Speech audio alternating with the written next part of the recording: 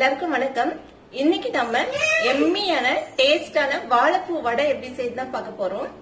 நிறைய இதுக்கு ingredients use பண்ணாம ரொம்ப ரொம்ப ரொம்ப சிம்பிள் மெத்தட்ல நம்ம இன்னைக்கு இந்த வடையை செய்ய போறோம். வாங்க எப்படி செய்யுதுன்னு பார்க்கலாம். இப்போ நம்ம வாழைப்பூ வடை செய்யறதுக்காக ஒரு 1/4 கிலோ அளவுக்கு கடலைப்பருப்பு எடுத்திருக்கோம். அதை 1.5 மணி நேரத்துல இருந்து 2 மணி நேரம் தண்ணியில ஊறினா போதுமானது.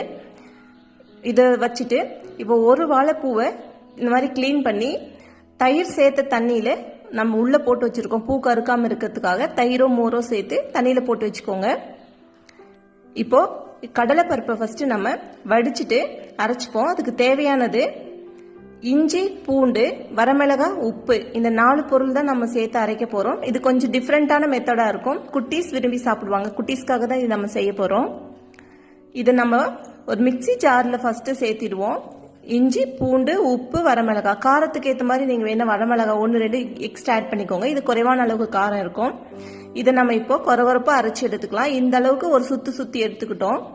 இதோட ஆல்ரெடி ஊற போட்டு வச்சிருக்கிற கடலைப்பருப்பை தண்ணி வடிச்சிட்டு இதோட சேர்த்து எடுத்துக்கலாம். இதையும் இதே மாதிரி மிக்சியில கொஞ்சம் கொரகொரப்பா அரைச்சி எடுத்துக்கலாம். ரொம்ப நைஸா அரைக்கக்கூடாது. இந்த அளவுக்கு அரைச்சி எடுத்துக்கிட்டோம். இப்போ தண்ணியில ஊற வச்சிருக்கிற வாழைப்பூ எடுத்து தண்ணி வடிச்சிட்டு ஒரு பாத்திரத்துல சேர்த்துக்கலாம். ஈக்குவல் குவான்டிட்டியில இருக்கு. நம்மளோட வாழைப்பூ அளவும் கடலைப்பருப்போட அளவும் ஈக்குவலா இருக்கு. நீங்க பூ கொஞ்சம் குறைவா கூட போட்டுக்கலாம். இப்போ ஒன்னா சேர்த்துட்டு இதுல ஒரே ஒரு பெரிய வெங்காயம் மட்டும் நான் வெட்டி சேர்த்துக்கிறேன். இது ஆப்ஷனல் தான், போடணும்னு அவசியம் இல்லை. போட்டா கொஞ்சம் நல்லா இருக்கும். வாழைப்பூ இருக்கிறதுனால வெங்காயம் போட தேவையில்லை, இன்னும் நல்லா தான் இருக்கும். இப்போ நல்லா இது நம்ம பிசைஞ்சு எடுத்துப்போம். ஒரு 10 நிமிஷம் நல்லா பிசைஞ்சுப்போம். இந்த அளவுக்கு பிசைஞ்சிட்டேன். இது நல்லா இப்போ வடை தட்டுற பதத்துக்கு சேர்ந்துருச்சு.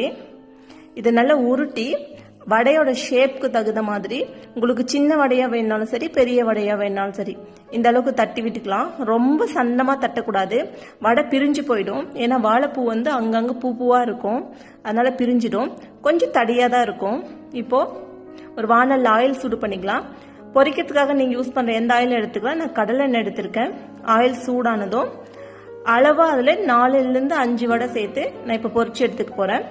இப்போ எப்பவுமே வடை பொரிக்கும் போது மட்டும் வடையோட மூழ்கிற அளவுக்கு ஆயில் சேர்க்கணும். நீங்க குறைவா ஆயில் சேர்த்தீங்க அப்படின்னா 1-2 போட்டு எடுத்துக்கோங்க. வடைக்கு குறைவா ஆயில் இருந்தா அது நல்லா வெந்து வராது. இப்ப நான் இதுல ஒரு 5 வடை சேர்த்திருக்கேன். சேர்க்கும் போது ஆயில் நல்ல ஹீட்ல இருக்கணும். நல்லா ஹீட் பண்ணிட்டு சேர்த்துட்டு இப்ப பாருங்க, இந்த பபிள்ஸ் அடங்கிடுச்சு. இப்பதான் கரண்டி வைக்கணும். அதுக்கு முன்னாடி வச்சிங்க அப்படின்னா வடை பிரிஞ்சு போயிடும். அந்த பபிள்ஸ்லாம் நல்லா அடங்கின அப்புறம் மீடியம் ஃப்ளேமுக்கு மாத்திடுங்க.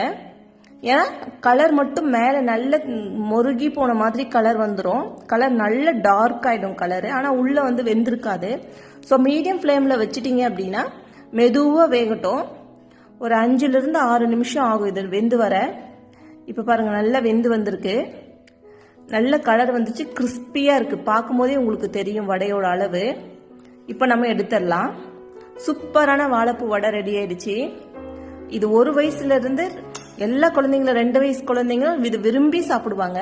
ஏன்னா இதுல காரம் நம்ம எங்கேயும் இல்லை, குறைவான அளவுக்கு காரம், அதுவும் போட்டு அரைச்சிட்டோம்னால குழந்தைங்களுக்கு ரொம்ப பிடிக்கும். இந்த மாதிரி நீங்களும் ட்ரை பண்ணி பாருங்க. டேஸ்ட் ரொம்பவே நல்லா இருக்கும். நீங்க இப்பதான் நம்ம சேனலை ஃபர்ஸ்ட் டைம் பாக்குறீங்க அப்படின்னா ப்ளீஸ் சப்ஸ்கிரைப் பண்ணிக்கோங்க. பக்கத்துல இருக்கிற பெல் பட்டன் கிளிக் பண்ணிக்கோங்க. அப்பதான் நான் போடுற வீடியோ உங்களுக்கு நோட்டிபிகேஷனா வரும்.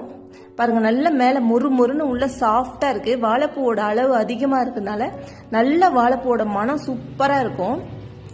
இப்ப இதே ஆயில அடுத்தடுத்த பேட்சா கொஞ்சம் கொஞ்சமா நம்ம பொரிச்சு எடுத்துக்கலாம்.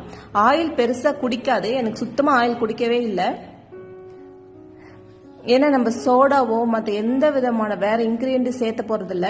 கிரீன் பச்சைய கருவேப்பிலை, மல்லி எதுவுமே நம்ம சேர்க்கல. அதனால ஆயிலும் பெருசா குடிக்காது. வடை சூப்பரா வந்துடும். இதே மாதிரி பேட்சா நீங்க பொரிச்சு எடுத்துக்கோங்க. இந்த வீடியோ பிடிச்சிருந்தா லைக் பண்ணுங்க. நீங்க இன்னும் நம்ம சேனலை சப்ஸ்கிரைப் பண்ணலாம், ப்ளீஸ் சப்ஸ்கிரைப் பண்ணிக்கோங்க. உங்க ஃப்ரெண்ட்ஸுக்கு யாருக்காவது ஷேர் பண்ணா ஷேர் பண்ணிக்கோங்க. தேங்க்யூ.